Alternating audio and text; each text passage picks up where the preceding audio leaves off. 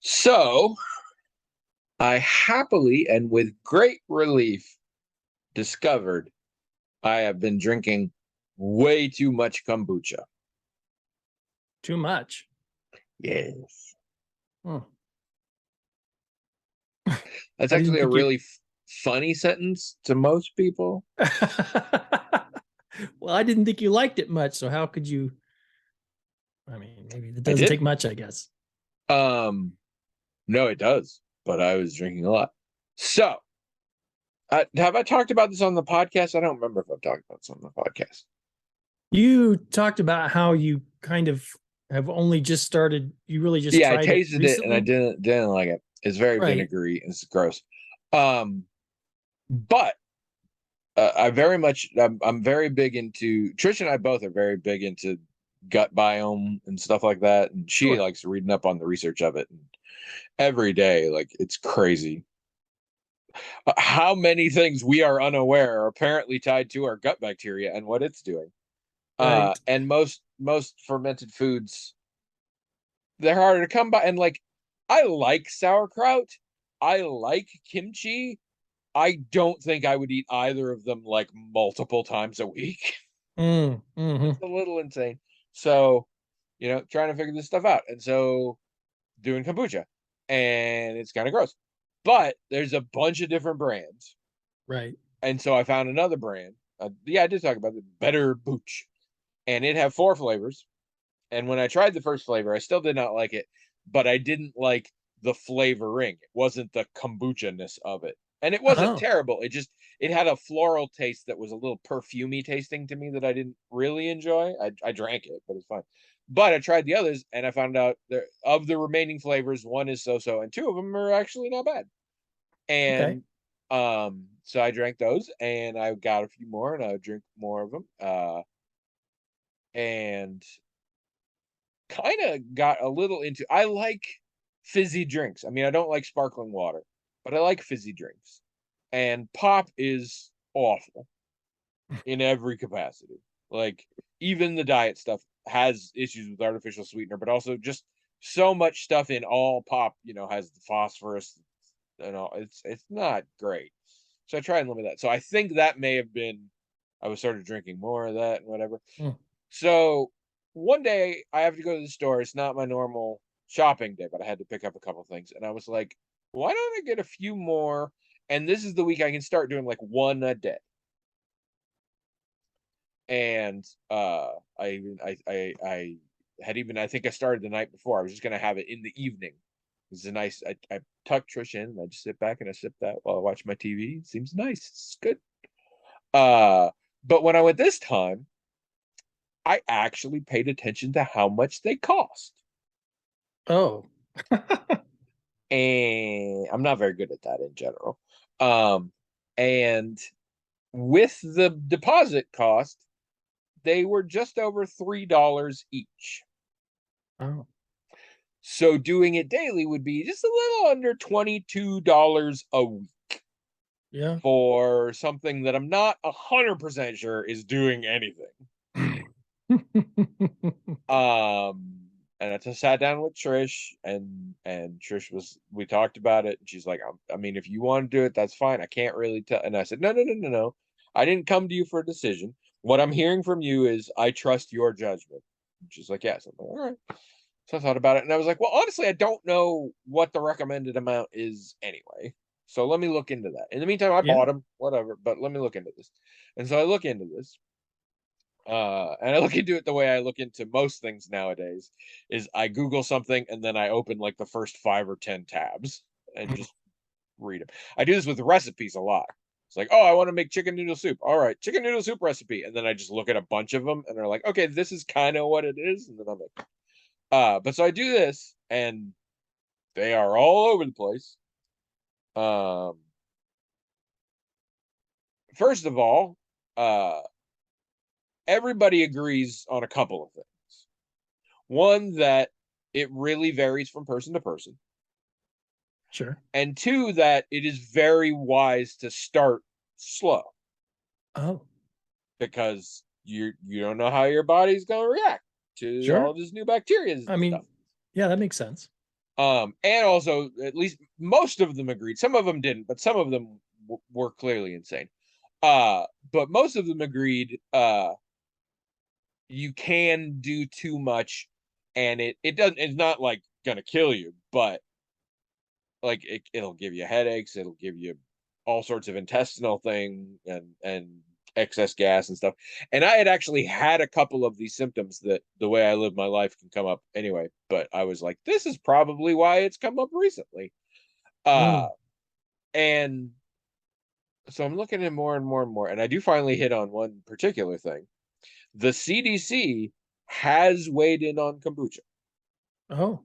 It's tricky. I found a site because the problem is kombucha is one of those things that people will tell you cures everything. Mm. And I found a really good site that was like, let's go through all the things they supposedly cure, and I'll talk to you about the research that's been done on those things.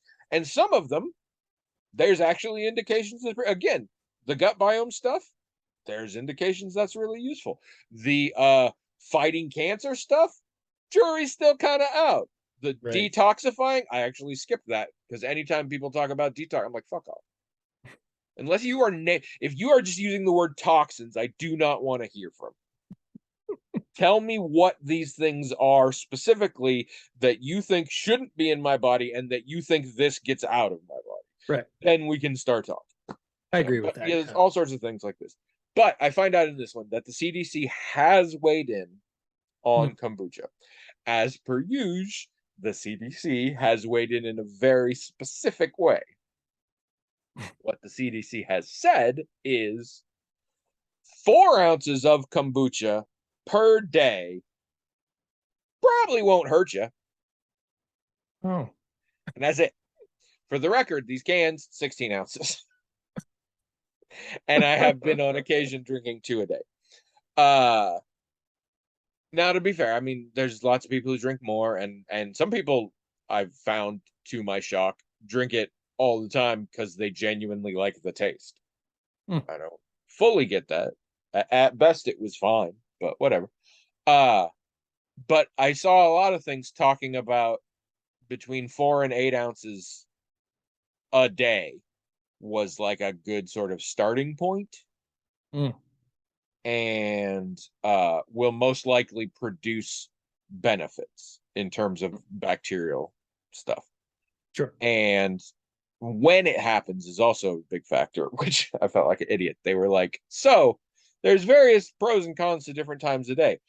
First thing in the morning, a lot of people like because there's a pH issue. Like too acidic an environment and the bacteria are going to die off. Mm. And in the morning, before you've eaten breakfast, is generally when your stomach is the least acidic because it hasn't been making stomach acid because you haven't been putting anything in there. When you Mm. start eating for the day, your stomach starts bringing more of that in.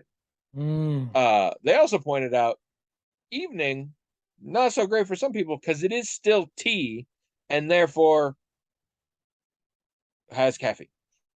Oh. And I was like, oh shit, yeah, maybe I shouldn't have been drinking that right before bed. Mm. Maybe that's why I haven't been sleeping so good.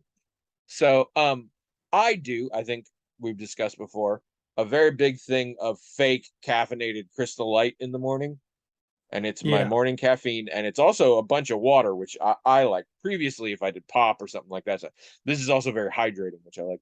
And I was like, I can dump half a cup of kombucha in there. Mm. So currently, that's what I'm doing. And actually, on my little, I got plastic cups from the gas station that I use for my big drinks. You've seen them on them. Like, Yep. I measured a half cup into it and I marked it with a Sharpie for the future. Mm. And it's pretty fine. Mm. And based on this, I would need approximately 2 cans a week. And that's actually a little more than I need. So that's a much more manageable expense. Sure. We'll see how that goes. It's also one of those things that builds up over time, like any sort of culture situation. Like the bacteria create more bacteria. Da, da, da, da. And I read things talking about that and how a little bit often is probably more useful for building up bacteria than a whole bunch every once in a while. Because I had thought about that too. I'm like, what if it's like one can, but it's twice a week or something? But no, apparently just a little bit at a time. So I'm pretty pleased with that. Trish kept saying we could make our own because you totally can, but it sounds like effort. I don't like.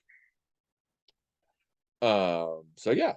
So I'm, I guess, a kombucha boy. And then we're going to Oregon soon. And Trisha's like, what are you gonna do in Oregon? And I waited for a beat because I thought she might be kidding, but she didn't seem to be. So I said, you're right. Where the heck am I gonna find kombucha in Oregon? Of all places, yeah. Right? And she's like, no, but I mean, you gotta go find. And I was like, yeah, no, the store. It's at our grocery store. It's probably at most Oregon grocery stores. So I am not concerned about that.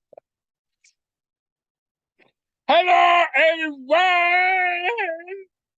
Welcome to Magical Talking Hat Podcast, the only podcast that genuinely came up with a bit for this like 10 minutes ago and already forgot it. Oh, you already forgot your bit. I did. It wasn't very good, but Oh. I remember being like, that'll do, but I don't remember what it was. So I'm Tony.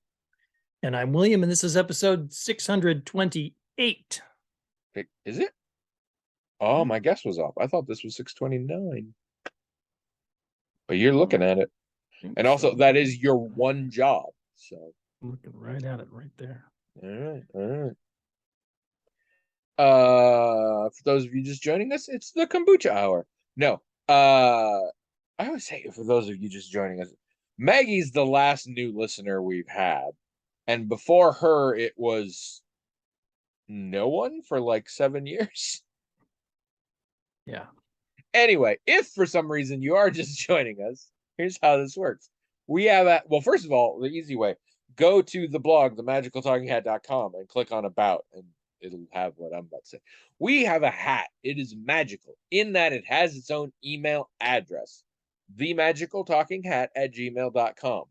People, maybe sentient plants, I don't know, write into that email address, themagicaltalkinghat@gmail.com, with whatever the crap they want. And then the hat magically forwards them to us. We read them on the show, talk about them. That's pretty much it. I have a question for you. What's the deal with airline food? No, that's not my question. You got a lot of hats. You scared of the top of your, I don't know. That has been consistently the hat you wear while recording this podcast for quite a while. You haven't really been mixing it up. What's that about? Not that this is not a complaint. This is a curiosity. Well, I mean, I just got this hat in August, and before that, I wore Iowa. I think a University of Iowa hat with an eye. That one came up for a very long time. In my memory, you used to like it would be sort of a different hat each week, but I think I'm thinking back to when you used to come over here. Yeah, I would. That might have been different. I would change it up when I went over there sometimes. Yeah. So as a rule, though, you have like your current hat, and it's just your current hat for a while.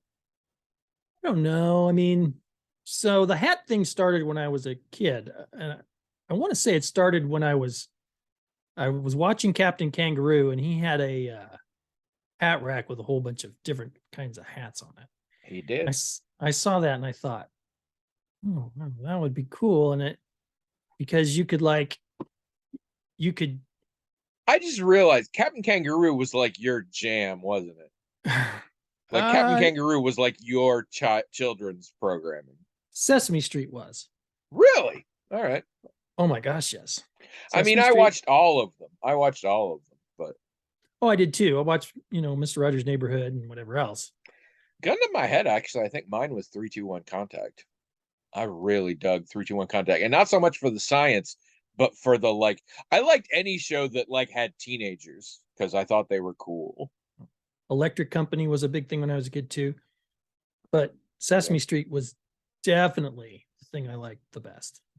And I liked everything about it. I liked the Muppets, obviously, but I also liked the general.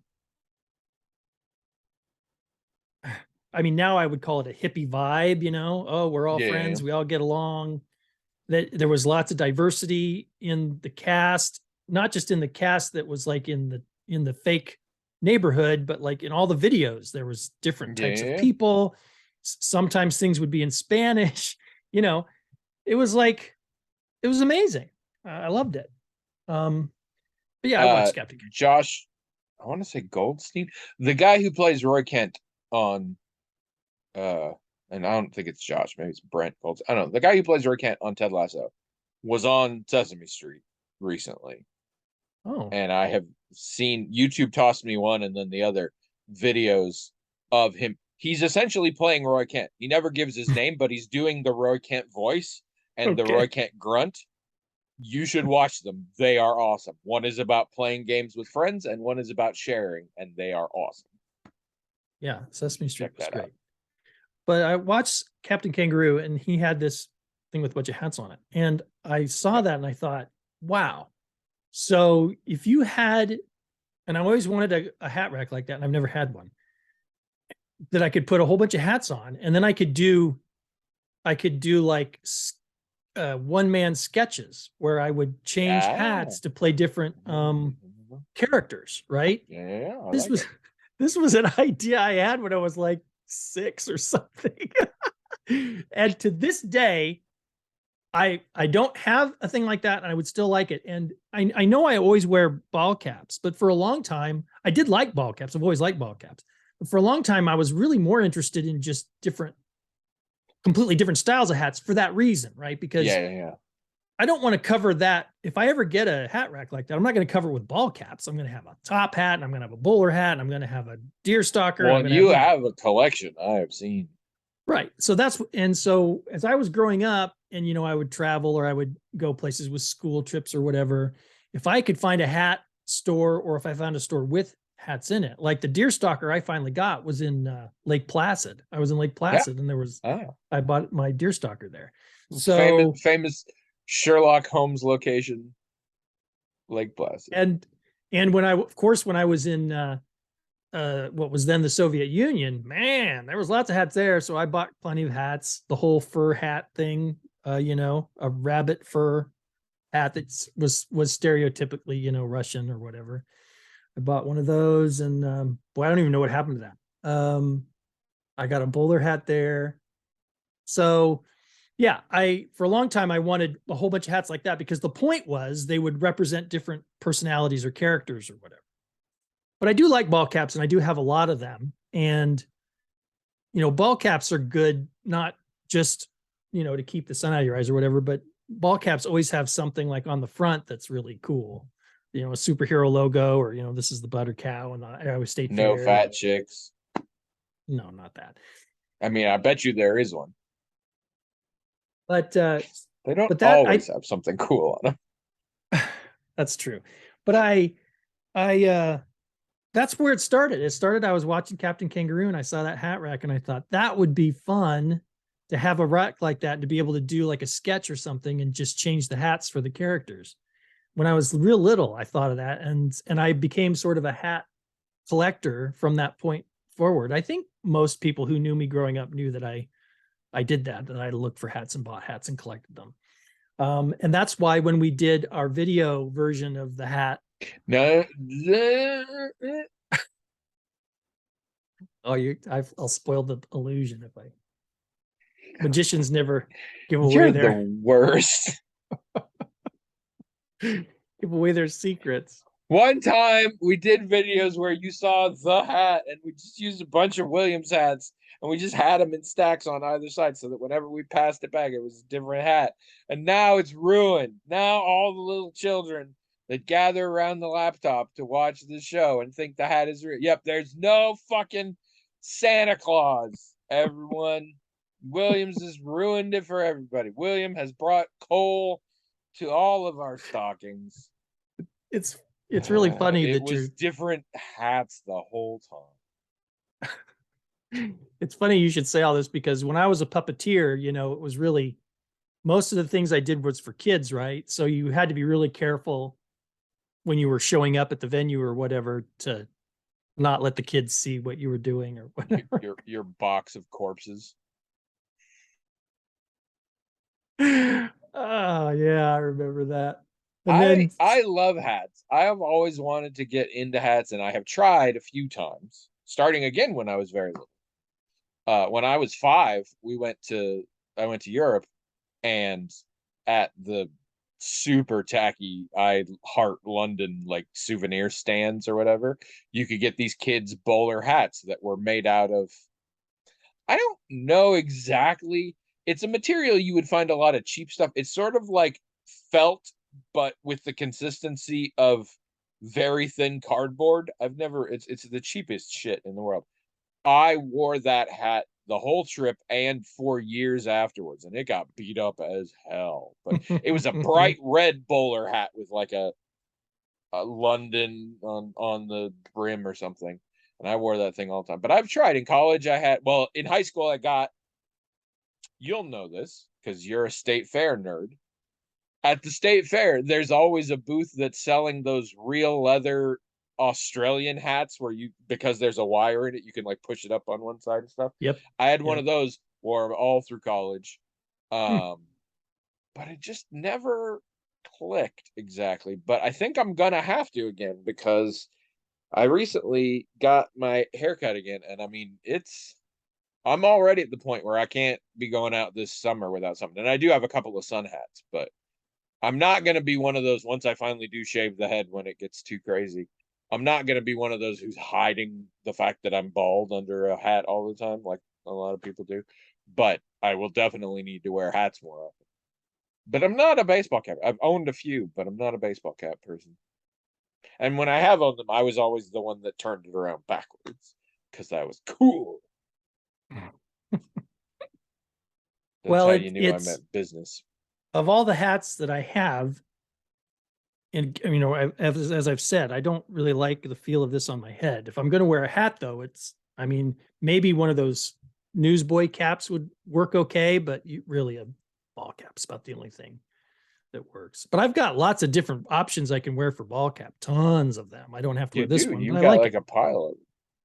And again, no shade. Just I noticed in my head you used to sort of switch it up, and now I'm like, I keep seeing maybe. And the University of Iowa, when you say it, and I remember, but that one, I mean, it's got a fucking butter cow on it, so like I remember every time that that's what you wore the week before, and so I was just curious if like this was your favorite now or what. But you just kind of get into a zone for a while.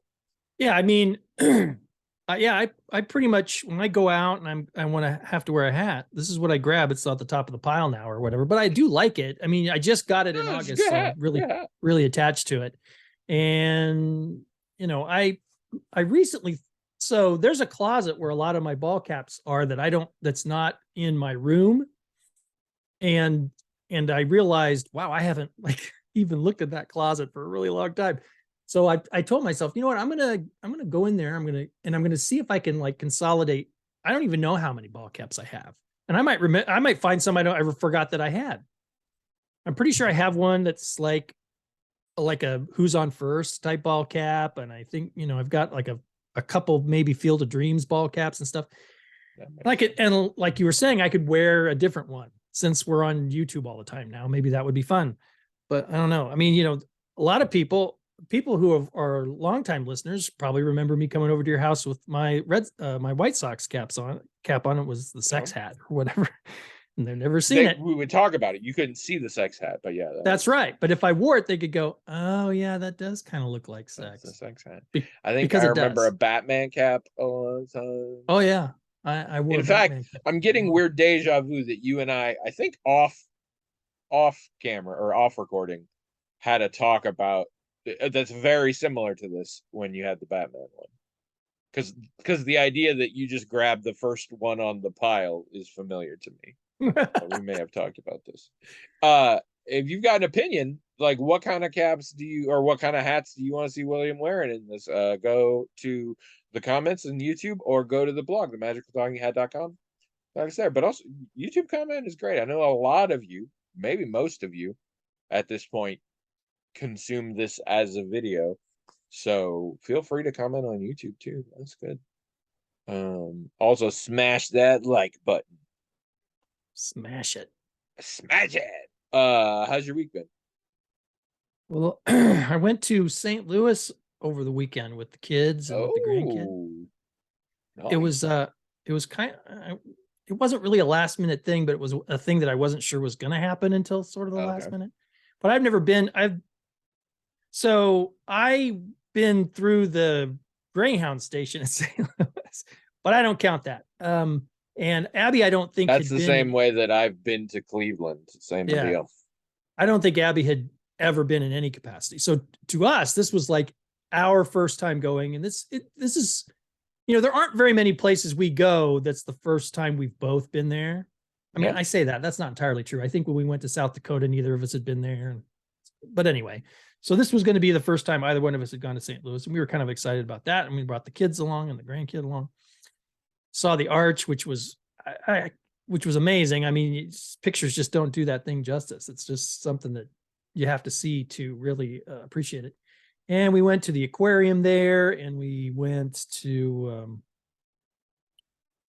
and what was the other place? Did you go to the city museum or the kids museum or whatever? There's one Well, that's we were real crazy.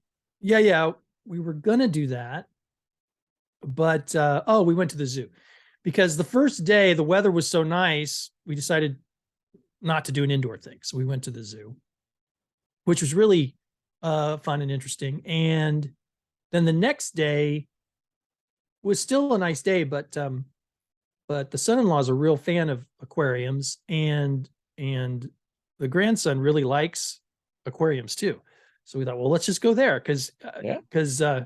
we didn't even really think about the aquarium down there at all. I mean, we passed by it driving somewhere else, and he saw it, and he got really excited because he'd kind of forgotten that there was an aquarium down there. And we're like, well, hey, let's go there.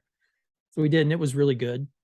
So that was a fun time. We weren't there we were only there for 2 nights. We drove down on Friday, and then we did the zoo on Saturday, and then we did the aquarium on Sunday, and then drove back. It's 4 hours. It's a 4 hour drive. It's kind of hard Yeah. for a little Yeah. kid to Uh, it is, but I mean, it's sort of in the same vein as Minneapolis, Chicago, St. Louis. They're all, I mean, the truth is Chicago is closer to 5 hours. I think St. Louis is closer to 3.5. Maybe I drive crazy. I don't know, but it's all in that vein. St. Louis is surprisingly cool. Like St. Louis is one of those cities that's sort of the butt of all America's jokes. Des Moines actually also, and Peoria, which I get. Uh but St. Louis has got a shit ton of stuff. We went down there sort of on a whim once and did fun stuff, but also saw all this other like we went in the winter and a lot of stuff wasn't like open at the time because it was just like we wanted to get away from our house for a little while. And there's just a lot. I keep meaning to get back down there because there's so much going on. There's great museums. The zoo is very popular. I didn't even know about the aquarium, but that's cool. And the historical sections and aspects are still pretty visible. That's another cool Yeah. thing. Like the aquarium actually is. So there was there was a Union Station or a central station for the trains that used to go through there. Yeah. And the building that it used to be in, they're sort of the steel structure for the roof and all that is still there, and it's massive. And they have put a whole bunch of things sort of underneath it. So you go to that general area, and there's shops, and there's restaurants, and there's aquarium, and all this other stuff. And it's really cool. And there's a lot of other areas of St. Louis where a lot of the historical buildings and the historical neighborhoods are, intact. So it's a lot of cities are like that, I suppose, but I've never been to a city where like really still close to the main downtown area is all of this cool historical stuff. And there are other things that we didn't even get to do. Like, you can take a riverboat ride, which I'd love to do. Yeah. I'm pretty And sure there's one or two, maybe it's in the greater St. Louis area, but I think there's one or two pretty big like amusement parks. Well, Six Flags. There's a There Six too. Flags There, down. I mean, that's okay. That's the obvious one, but I think there's a different one because we had friends who took their kids and I think they basically stayed at one, and I can't remember what it was now, but We stayed at a Verbo thing oh, okay. We that we was we do a lot of Verbo. and that was in an historic neighborhood that was near the university there. It's just Nice. fantastic. Yeah, it All was right, really nice. but the important part, and I probably know the answer to most of these, but the bigger thing, food. So let's Mhm. go through the straightforward. Did you have any barbecue? No, I didn't have any barbecue. Did anybody of you have any barbecue? Did the No. family have any barbecue? All right, lost out there. Did the family have any fried ravioli? Mm-mm. That is a very St. Louis thing. Mm. Did the family have any Drew's frozen custard? Mm-mm. You missed out there. You need to do that. That's some tasty shit. Is very popular. Did the family have any St. Louis style pizza? Well, we did have pizza and it was Was it fantastic, St. but Louis style? I don't know what St. Louis style is. It is very similar to a Midwestern in general of the sort of tavern style, thin crust cut into squares. The particular thing about it is it uses a cheese called Provençal cheese or something. It's a very specific kind of cheese Mm. that is to the region. Uh and I can't remember any more It specifics wasn't than cut in that, but squares, but it was good. Oh my gosh, it was so good. Well, it wasn't cut in and then the squares. last one, I don't even have to ask, but the best meal I ever had in my life, and therefore my favorite restaurant, is in St. Louis. Actually, right across the street from Drew's Frozen Custard. I've talked about it before. It is a Turkish restaurant called Aya Sofia. I know you didn't go there because it's very expensive. It is not a family place, but it is a great place, and it just killer food. And lots of things like I'd had before, but not like this. Like tabbouleh, which is the bulgur wheat with the Mm. chopped parsley and everything. Normally speaking, I think of tabbouleh. I mean, it has a bunch of stuff in it, but the base of it is bulgur, and one of the garnishes important is fresh parsley in it. The one we had there, which is apparently how it should be done, I'm gonna say was like 80% just chopped parsley leaves. Really? Yeah, Hmm. it was like green and it was really good. But I had a killer lamb shank. We had I forget what all else we had, but it was all just phenomenal. Really good. Yeah, we had so we we ate at the zoo, so that was just like amusement park type food. Ground Then up we had bananas and yeah, then we had pizza that night, which was just fantastic. Then we had lunch at the aquarium, which I don't I mean, it was a very nice restaurant, and everyone had a great lunch, but there wasn't anything regional about it. yeah, yeah. And then we kind of skipped supper on the way home, I think. But yeah, it was fun. I mean, I would go there again. I think I don't know. So Minneapolis is a place that Abby and I have both gone. I think that's probably another city that we the first time we went, we were together when we went there. Most We met theaters per capita of any city in the US. we met Jazz there, and I think that's the first time because she was at a conference there. And so I think the first time either of us had been in Minneapolis was to go up and see her. And we saw Neil Gaiman up there. Oh, yeah. And yeah, that's where I asked him that question about, what inspired him to write stories about mythic, characters, because that seemed to be a theme in his And stuff. he was like, leave me alone. Kind of, yeah. Uh Like, oh, there's no pattern here. I just write whatever I feel like. It's like, yeah, but there is a pattern. I mean, everybody could see it.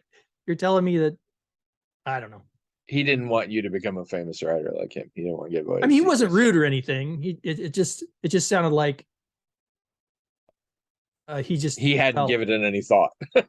I guess, which is That fair, which happens. is totally fair. People Yeah, can that's have totally patterns fair. and not have considered them. That's totally fair, Uh, but I was still surprised. you did remind me, Jazz, did you have the steak or did you have what I think were the lamb chops? Facebook popped up a photo at me recently of Jazz having dinner with some friends, and it was one of those half booth, half table things, and they had all crowded into the booth side for the picture. And she was one of the ones on the end. So I know one of the plates that was sitting there by itself must have been hers. So there was a steak and there was lamb chops. I don't know. Based on positioning, I would guess the steak, but it looked fun with some friends of hers. I don't know who they are. Also, this week we played that Hunt a Killer game that's episodic. Oh, the new one that you got. Yeah, yeah, yeah. Mm-hmm. And we actually we have one left, but there's 6 different episodes. We've done 5, and I mean I'm sure the 6th one will be just like the other 5. So here's what I will say about it. It's pretty much like the thing that you got me, except there's more stuff, and they're organized in episodes. But the thing is, the episodes, and to answer a question you asked, there is sort of a goal to each episode, like a thing that you have to like send a fake email to them about guessing. Oh, you're eliminating suspects. So, well, give me a name of the person you think you can eliminate at the end of each episode, basically. So but it's interactive in the sense that you have to send it. Right. It's not just an envelope. That's cool. Right. So you send this email. The email can just have the name in it, but if you want to be clever, you can say, "Oh, I think I figured it out." And as long as you as long as you put the full name of the person somewhere in the email, you'll get an email back saying, "Oh yeah, that makes sense because of blah blah blah blah blah. Thanks for doing that." So it's a bot. All right, that makes sense too. Yeah. It'd be weird if it wasn't actually. So, but other than that, other than it organized in the episodes, and each episode has a thing, there's lots of things in each episode that is not really relevant to the goal of that episode. But it's going to be relevant to the end. Right? See, to me, I like that whole idea. It feels very immersive that way. Right. You're doing a bunch of mysteries, sort of, but they're all in an arc and they're all in the same genre, the same world. Right. That sounds cool. And yeah, and some of the stuff in each box, like I said, 3 episodes ago, this guy, I don't know if this fits. Like, right, you probably get a sense of characters more and stuff. Exactly, and character and place. That's really cool because this takes place. We're talking about the difference between like a movie versus a TV series in a way. Exactly, that's exactly right. So, in many ways, it's better. First of all, there's just more stuff, and that's better. But also the way it's kind of organized is kind of fun. I wouldn't. So just to fill people in if they don't know, Hunt a Killer, I think it sort of bills itself originally as a subscription service where you get these individual things in the mail, literally individually.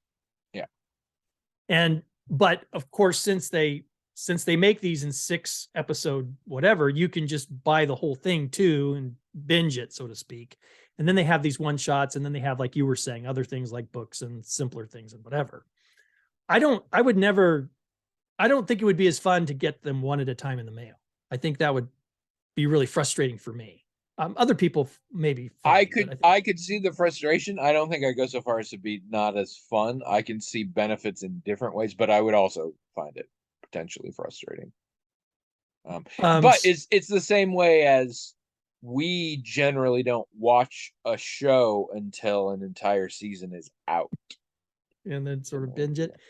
Well, but there's also an argument for not binging it. People like to be able to spend a week thinking about it and stuff. Well, also I think someone who gets them in the mail and then the next one's not sent until after you finish it or whatever, I think that might give them the feeling of I'm working on a real case, that's gradually unfolding. Oh, so it's not once a month. It triggers once you. Mm-hmm. That's cool. I like that. Yeah. I thought it was just like every month we send you one. No, it's at your pace essentially. That's right. So there's 2 things. There's 2 ways it can happen. You can actually request the next one to come, like whenever you want.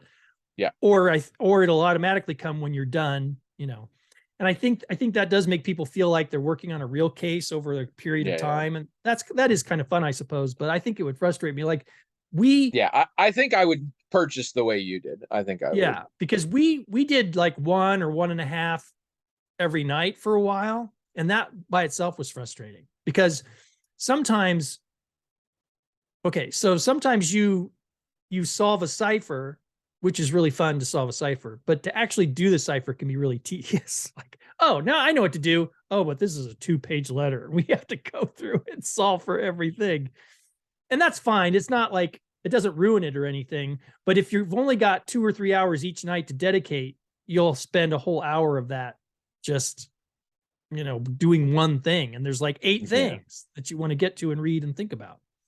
So I think what I would do is like what this one shot thing that you got me, I would like set aside a Sunday or whatever, and that would be like I could do in a morning or an afternoon with Abby.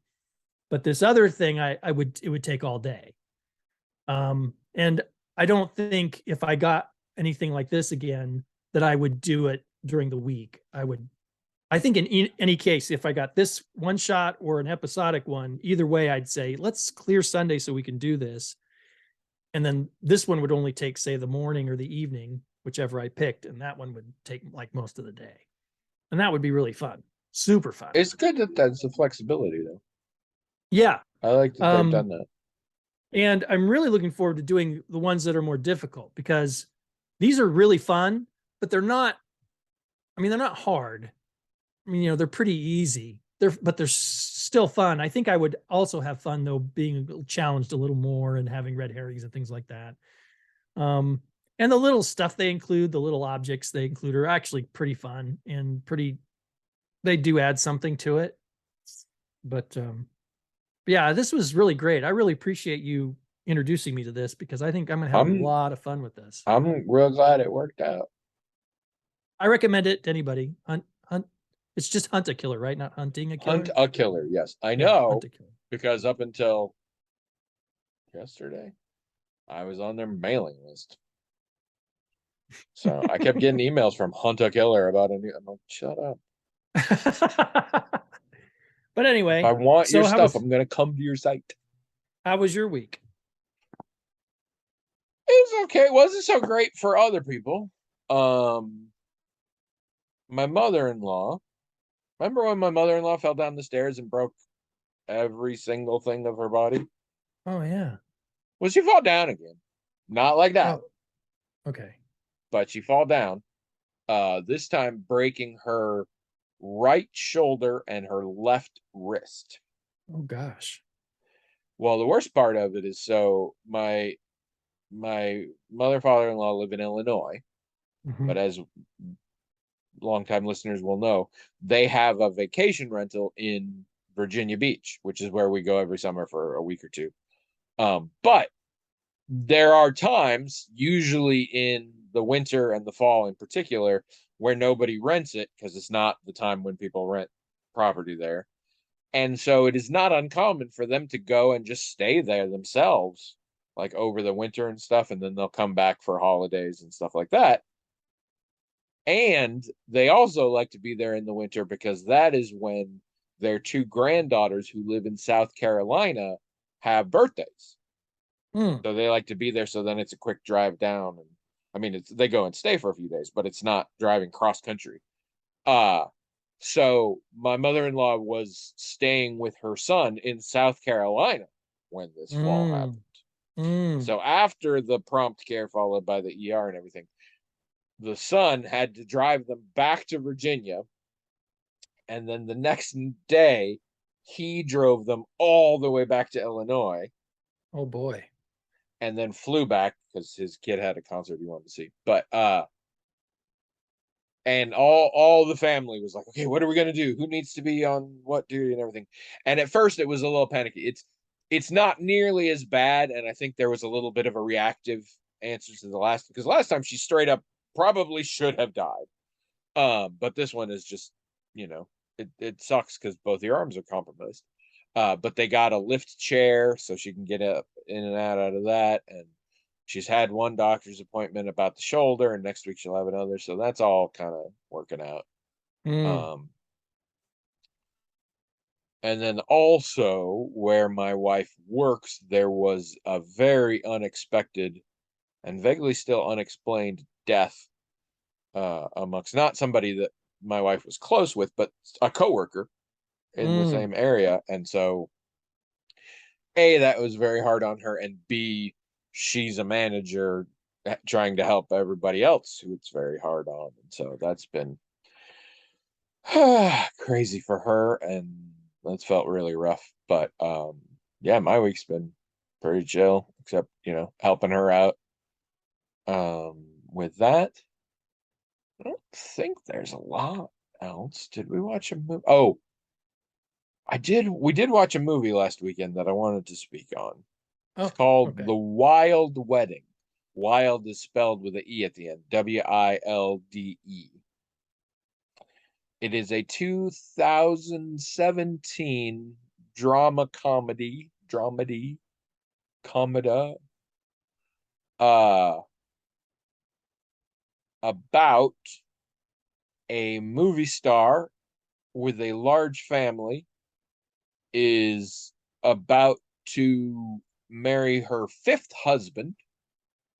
And so all the families come to stay for the weekend leading up to the wedding at her fancy big beach house, including her first husband, who they have remained friends, and he's been there through all of this stuff. And the movie star is played by Glenn Close.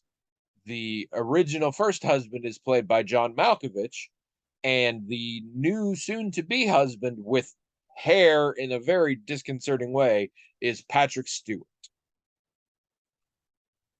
Minnie Driver's also in it, and a British actor who I recognize, but I don't know his name, and a bunch of other people I didn't know because it's a big family. It's a big sort of ensemble film, and it's one of those, hijinks ensue.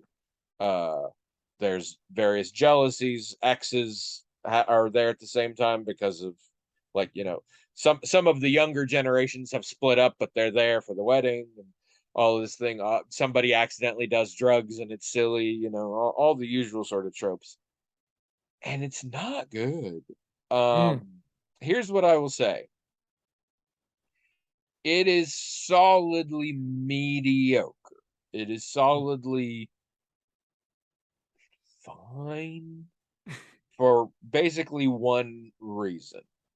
okay. The cast, mostly those three, but a few of the other ones who I didn't know but who did good, are the sort that have such talent that even when they are clearly phoning it in, as all of them were, Hmm. they can't help but be kind of still good at it. Yeah, yeah. Without that, if you didn't have actors that were essentially sort of incapable of giving a bad performance, it would have been nigh unwatchable. And I Mm, don't get it. The whole vibe for me, you know how like Adam Sandler has this thing now where he just gets his friends and they travel to some exotic locale and have a vacation and film part of it, and we call it a movie, and Netflix puts it on and it's very popular. yeah, I've heard about that. Yeah. Yeah. This feels like Patrick Stewart and John Malkovich and Glenn Close just like decided to do this. It has that feel. And don't get me wrong, I'm sure it's way better than the Adam Sandler movies. I haven't watched any of them on my jam, but yeah, it was very disappointing. That's too bad. Uh, so I wouldn't recommend that. I'm back to watching a Dimension 20 actual play D&D thing called A Crown of Candy, and it's set in a fictional world with different kingdoms where the people are food based, and all of our players are focused on Candia, the Candy Kingdom. So we have the Pop Rocks king and his caramel wife, and their children, who are licorice and I think cinnamon candy, respectfully, and the chancellor's a chocolate bunny, and the head of the guard is an armored gummy bear. This whole thing, and it's pretty good. I'm enjoying it. I really like that. Dimension 20 is a good show. Dropout is a good streaming service in general. If you're somebody who likes gaming and or who likes improv, Dropout is a really good Hmm. streaming service. I enjoyed a lot. Or if you're somebody who liked recent years of college humor, also because it's the same people. Um, it's good. It's a good time. I think that's about it though. Let's do some email. I know, Okay. wild, right? Let's do it. Oh. Nope, I lied. Because first we got to do this, and we didn't talk about this last week, but you and I owed each other some books, and we finally, when we went to do the beef run, did it, and so now I have the Cheese cheese make. making book. Blessed Thank are the you, cheese Mick. makers. I have not read it yet, but I have gone through it to be like, what the hell is going on? And you can make all the cheeses pretty much. Like, there's 75 recipes in here, but like, name a cheese and don't go easy. Name something out there a little bit. Roquefort. I'm pretty sure that's in here. Blue cheeses, there's a variety of blue cheeses in here. I don't even know There what Roquefort cheese is. it's a type of blue cheese. Okay, I Um, didn't know. but like you can make paneer. There's like 8 different cream cheeses. There's a bunch of goat's cheeses, all the basic obvious ones, cheddar. There's actually 3 or 4 different cheddars, a couple of Swisses, Gouda, of course, Havarti, I'm pretty sure. There's not Edam. That's the only one I've noticed is missing, but Emmental is in there, so I'm happy about that. I mean, it's just a couple different versions of Parmesan, 2 or 3 different mozzarellas, like all the cheeses. Like So, but like soft goat base, cheeses, like feta, semi-soft, hard, is blue, all of them. is feta in there like a goat? Feta's in here. Feta's also in here. Wow. Yeah. Huh. Halloumi's in here. I'm excited about that too. Hmm. Halloumi, we don't do so much in this part of the world, but I've kind of wanted to. And I don't know if you Yeah, remember it's because freaking it's been so everything. long, but you talked about wanting to make cheese, and that's why Mick I know, bought and that's how that. this happened. Yeah, yeah, yeah, yeah, And yeah. he I gave know. it to But me it was a like a long year ass time ago. ago. Um, and this seems Yeah. like I'm pretty confident I'm gonna use it, and it's a very good book. The starting part is just talking about like the basics of how cheese gets made and how you'll want to do it and things to watch out for. And then it's just like a shit ton of recipes. And then the back is a huge section on like good ways to cook with cheese or the best ways to eat cheese and pair them with Oh, things and stuff. So nice, nice, this nice. is, yeah, there's a lot going on here. I'm very excited. Um, Good. it's one of those that like there are so many things like you can do at home, like kombucha, that I'm like, nah. But I also get nervous with that kind of stuff. And I get nervous with this too, but it seems doable. And making cheese is something I would definitely do at home. So Well, like that's that's what you gonna happen. I said. got a lot going on at the moment, but it's gonna happen. I was a little afraid there was a period of time there where I still had it here at home and I kept forgetting to give it to you, where your diet changed, and I thought, oh, now I'm going to give him this book and he can't even do anything with it because he won't be able to eat anything that he makes. But I mean, you've kind of come around to I've come around to I do what I want, it. and what I want is to make cheese. That's kind of exciting. Whenever I see you get excited to do something, it makes me excited because I really am interested to know how it turns out and if you really enjoy Yeah. doing it or whatever else. I could like every once in a while you get people who like homebrew or whatever, like I could do that. I could get into that. I could become a homebrew guy, or I could become a, you know, bread makers. That's another one, especially because of COVID. I'm like, I could get into that, and I just never bother. But like fucking cheese, yeah, yeah. Also, I don't remember if I mentioned this. We finally bought. Remember how my wife sort of all my birthday presents were sort of wok cooking themed, Yeah, yeah, and yeah. one of it was I was going to get a wok, but she didn't buy it because she's like, "There's options." You should wait. Well, we finally figured it out, and we bought one, and we got it, and just yesterday I finally seasoned it, Oh, yeah, which yeah. is the most annoying thing with pans ever. And you can buy pre-seasoned ones. There's reasons why we didn't in this case or whatever. And I did it. It took a long part of yesterday off and on in places, but it is seasoned. And tonight I will be making my first stir fry in it. I'm very excited. Fantastic. I was Excellent. so dragging my feet on seasoning it that I've actually cooked in a wok since we got it, and I just used the old shitty wok because I couldn't bother. But now, real stuff. So I'm very excited about that. I Cool. did tell my wife she's gonna be watching stuff with her sister in the back Thursday nights. That's what they do. And I said, like, I'm gonna be cooking out here, and I've got my metal curved spatula, and I got my new cool wok, and so I'm gonna be ching the noise. So I'm pretty sure I'm gonna be yelling really racist faux Chinese things, like I'm imitating some. So I just want you to be prepared You're gonna hear that. I'm sorry, but it's probably gonna. It's my bad. It's not a good thing, but just how it's gonna be. And smart enough, not gonna give any examples. Okay, good. See, Yeah, yeah, yeah, right. self-awareness. Yeah, Self-awareness yeah, is really good. yeah, yeah, Yeah. yeah. Be racist in the privacy of your own home. It's fine. Whatever. All right, let's do an email. This is from Jazz. Big beef or possibly lamb eater. Jazz. All right. Jazz elevates our show way more than it deserves. Yeah, she's like the Sir Alec Guinness of the podcast. In that one time she paid you 20 pounds to go away. No. In that Star Wars would be total trash without him. Come on, that's great though, because you're basically the Mark Hamill of our podcast. And Alec Guinness literally did once pay Mark Hamill 20 pounds to go away. Yeah. Yeah. I like to think I'm a little bit both Carrie Fisher and Harrison Ford, mostly in that I do not give a shit anymore and I'm often on drugs. So it kind of works. And we can split the other ones too. Like you're 3PO, I'm clearly R2. Yeah, that's yeah. Addie is probably Chewbacca. That works, sure.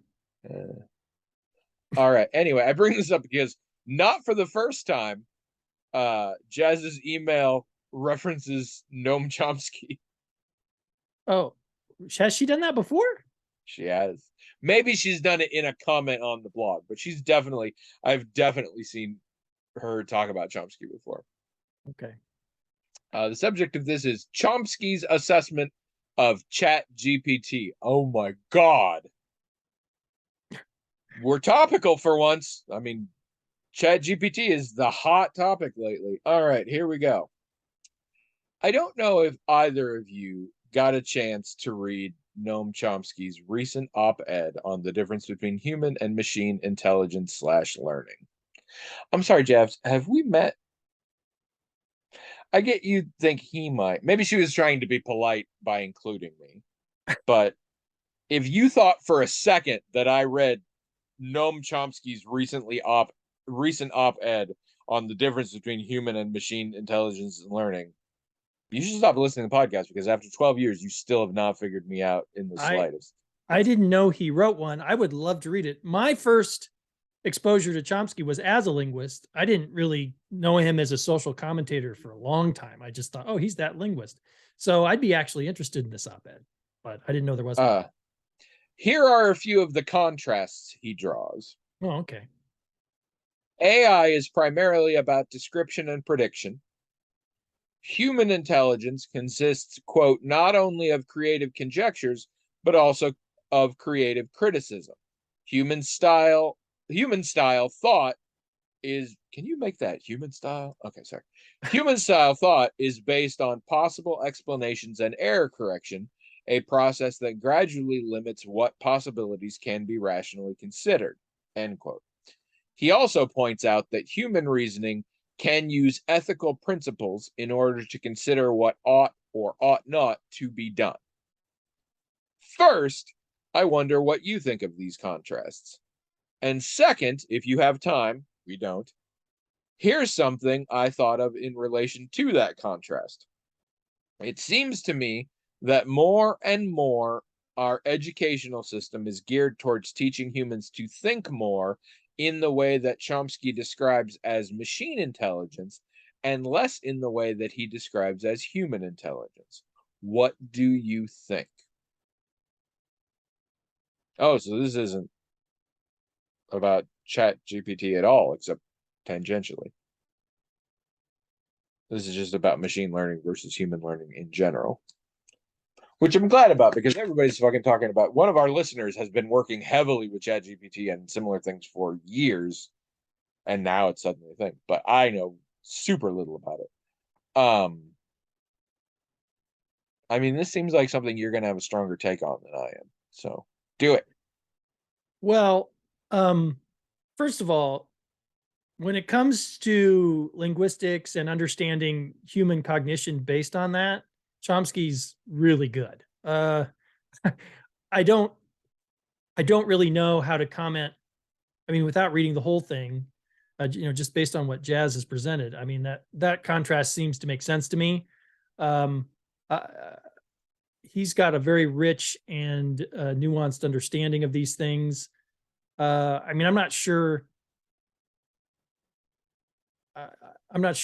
I don't remember everything that I used to read from him, so I don't know if I can comment at length on his ideas or what I agree with or don't agree with. But as far as how Jazz has presented that, I mean, that seems reasonable to me. But I also would agree with her assessment about education. And the example I would use, which is something I wanted to bring up with you before, this came up a week or so ago.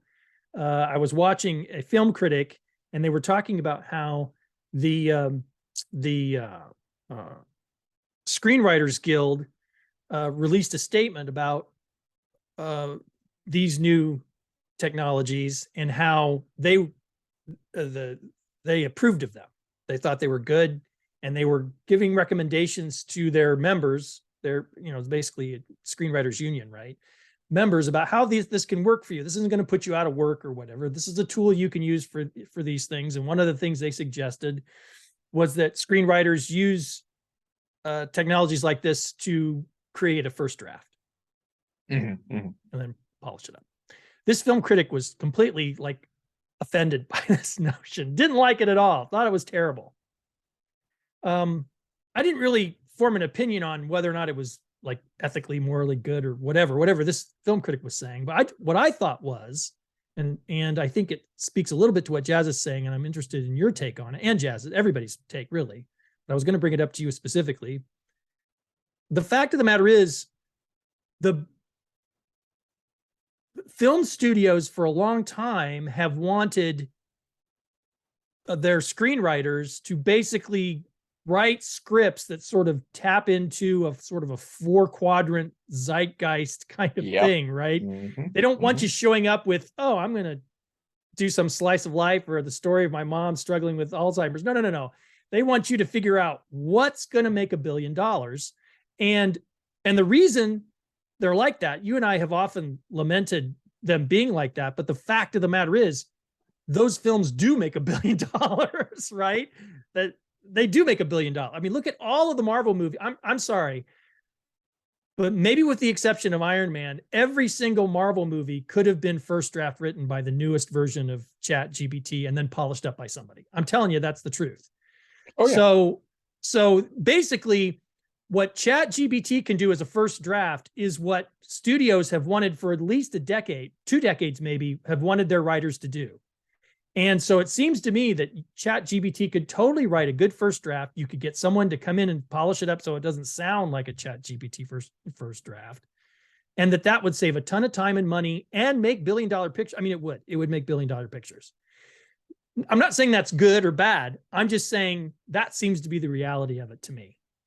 And the way I think it speaks to what Jazz is saying is I don't think it's just Hollywood that feels this way. I think it's lots of things. And speaking as someone who's in graduate school, and I only 3 years of graduate school and I've only got 1 to go, I can tell you a lot of the things I'm asked to write, the first draft could easily be written by ChatGPT, and then I could go in and clean it up and put in citations and stuff.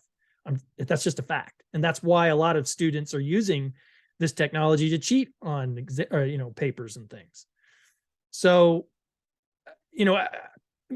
so I think Jazz is right. I think a lot of education is teaching this way because a lot of employers and a lot of standards boards, like the one I have to live up to, this is how they work. I mean, what they want, what Hollywood wants from scriptwriters, what the standards board wants from graduate students writing papers, what employers want from middle managers in their reports, they're all things that ChatGPT could write. I mean, didn't the most recent version pass the bar?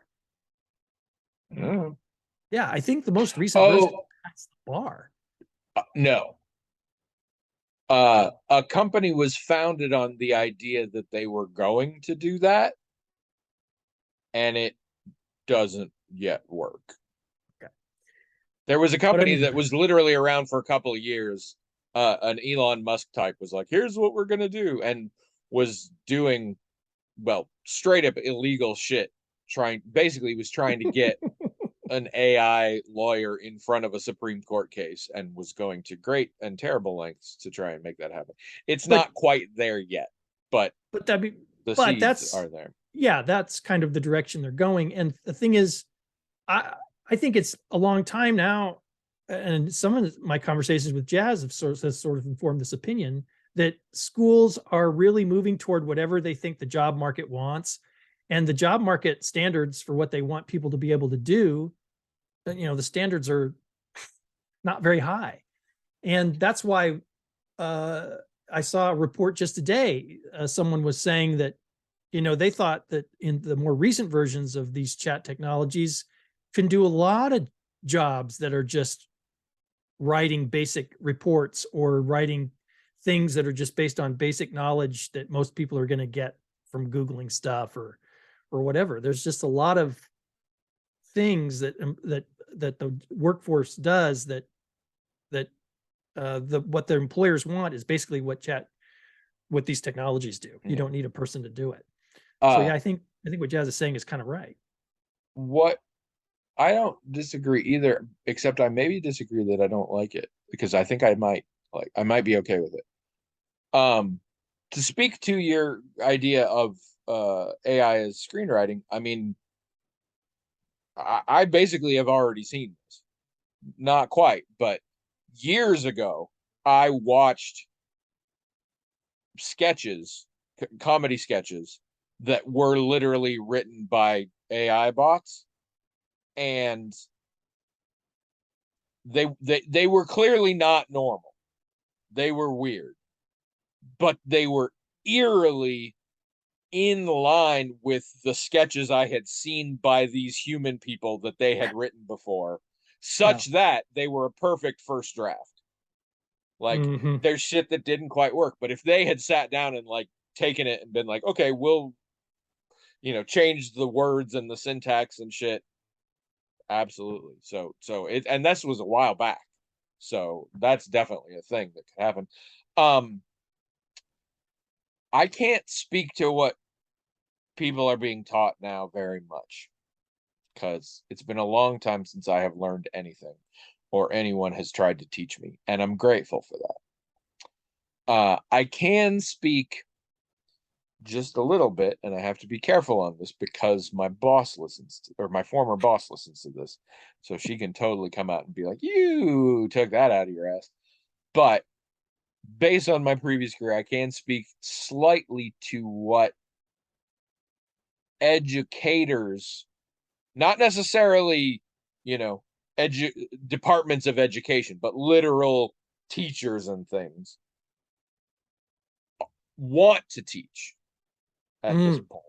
And in mm. particular in later secondary and in post-secondary education, there is a push, and I'm very much in favor of this, uh to not teaching things so much as teaching how you can learn things. Sure. So not necessarily remembering facts and figures and things like that, but remembering how to critically examine things and how to do research and how to formulate arguments and things like that. Right. Right. And in a broader sense, outside of just AI, but in the sense of machine assistance, I do witness this coming up because I have nibblings who are in school who suck at spelling.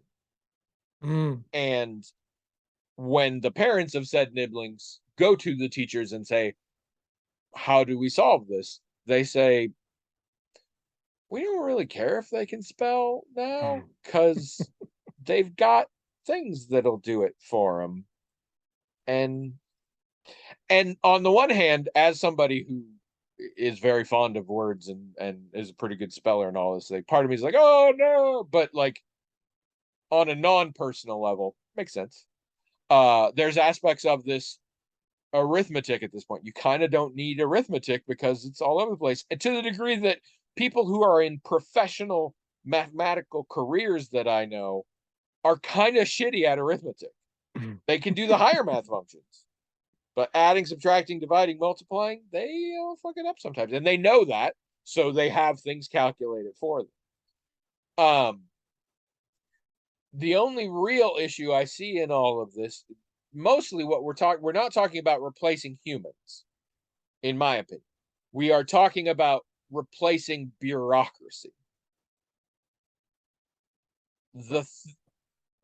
I mean, that The will replace some layers, humans, but I mean, in the sense that there are bureaucratic jobs that now, like the the middle points in things, like you're still going to need the person to come up with the idea, you're still going to need the person to polish the idea, but the shit in the middle where you're just, like you say, the first draft isn't there anymore, or won't be necessarily.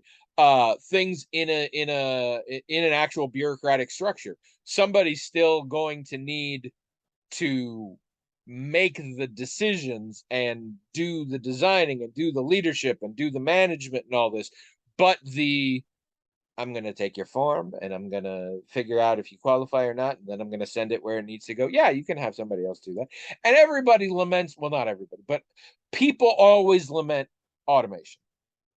And I do understand from our current economic model, this does suck, because it legitimately can put people out of jobs. But I would argue they are unnecessary jobs. And if it weren't in a situation where you got to prove your worth in a job to get a paycheck, or else you basically don't get to live, this wouldn't be a problem. So if you didn't have to have an income, nobody would care about this. People would be happy about this. And I think this is my socialist argument again. If we make a requirement of survival that you need an income, then if we take away sources of income, that's bad. But we have a lot of things out there that are sources of income just because people need sources of income, not because they are actually necessary or useful. And burgeoning technologies are going to get rid of that stuff. It's already the case. There's already technologies that when we invented machines for them, there are people who used to, I mean, there's still migrant farm work, but there's a lot of farm work that used to be done by hand that now is done by big machines. And strictly speaking, those people don't have jobs anymore. I mean, those people are dead. This was centuries ago, but well, what I it was does force a redefining of our economic and social structure. I will admit that. But you were speaking to the teaching of it, trying to teach people to essentially be drones for the AI. what I was speaking And to that was sucks. so I think I'm also saying, like, I'm on the same page with everything you just said.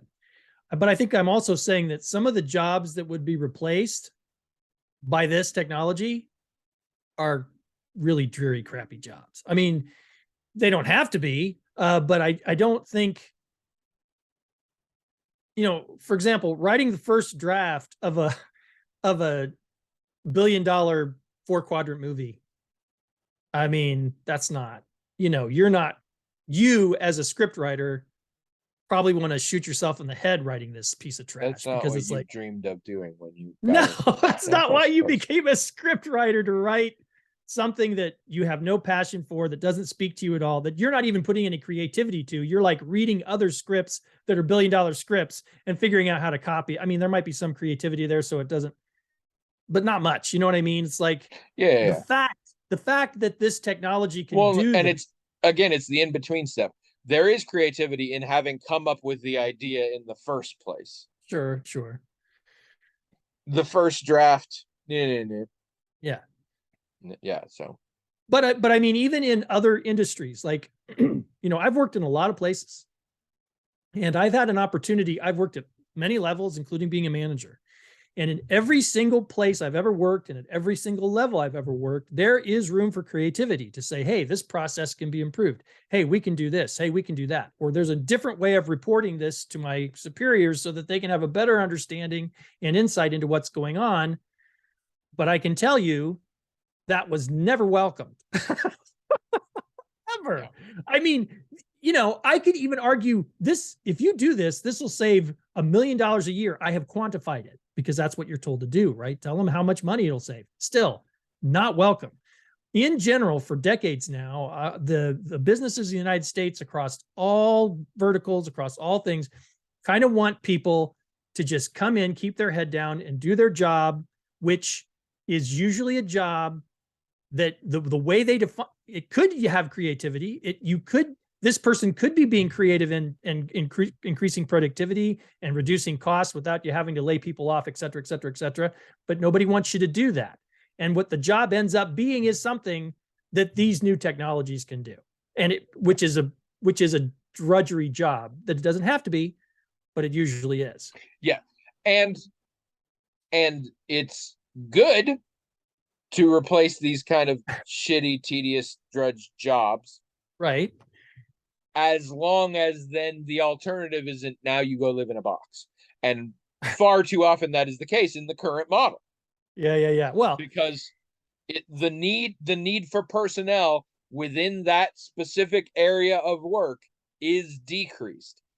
If you redefine things such that you use those human resources elsewhere, awesome. That's not what a lot of them do. They just right. get rid of them. But what that means is that before these people were replaced, as I was saying, most of these jobs could be more creative and they could solve problems and they could increase productivity and all this other stuff. If you replace them with automation, that automation will do the job the way the people at the top want it done for sure, but there's no room for improvement anymore. Yeah.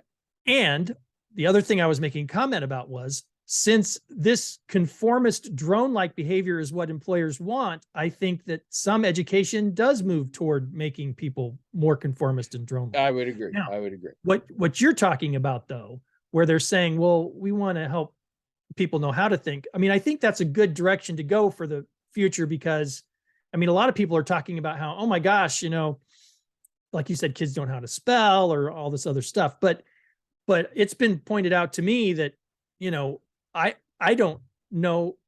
I don't know how to subsistence farm, right? There's stuff. I mean, as we progress, we all lose skills that previous generations thought were integral and crucial. Right. And also, if you're teaching people this kind of stuff, if somebody's in a situation where they do need to spell, they have the tools to teach themselves how to spell. Right. But what you're talking about is education moving more toward, all right, well, now that computers are doing this, well, let's just really double down on what we can teach kids to do that machine learning still can't do, which is all the stuff that you were talking about. Yeah. And I think that's good. And just redefining the model. The technology is cool. Yeah. What the technology can do is cool, but there's a lag in that to make up a hypothetical name, Jeff Bezos, Willie Wright, extreme jackass billionaire. Yeah, Willie Wright is like, I'm running my company, I'm making tons of money because capitalism is fucked. I am making billions and I'm paying these people 15 cents an hour to do all this shit. What's that? You've got a piece of software that will do the things all the 15 cent an hour people are doing, and I don't have to pay it after obviously the initial cost of getting it. Cool. Now I have this. See you later, 15 cent an hour people. Go die on the streets. Now, over time, we come up with new things. We are currently in a version of that that's already proving corrupt and fucked up, of the Ubers of the world and the hunter killers of the world. We're finding new niches, and unfortunately, the people with the capital are taking them over and just screwing everything again. But it's another brick. At this point, the people with the money and the power if they are told this AI will do the things your employees are doing currently without you having to pay your employees, they won't think, great, now I can put my employees on this other cool new thing. They'll think, great, now I can kick those fuckers out and not have to pay them. Mhm. And that is a problem that just requires a socioeconomic change of model. And I mean, either it happens or we turn into a sci-fi dystopia. And from what I can tell of history, it's coin flip, which will happen each iteration. Sometimes we get more creative and interesting. Sometimes we get more dystopic, and so we're in a weird mishmash. But yeah, so what it can do is cool. What it might lead to is also cool, but what it might lead to other ways is terrible.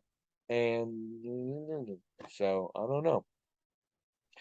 We are over time. Please, this is a fascinating topic. Please go to the blog or just comment in YouTube your feelings on this. Why do you think Noam Chomsky hates the poor so much? Just so much. How much money do you think Jazz would be willing to pay to get William to leave her alone? And also, can I lend it to her? I mean, listen again next week, because this is what we do. So let's just close this out with the immortal words of Boy George. Loving would be easy if your colors were like my dreams, red, gold, and green. See you next week. That last part was just me.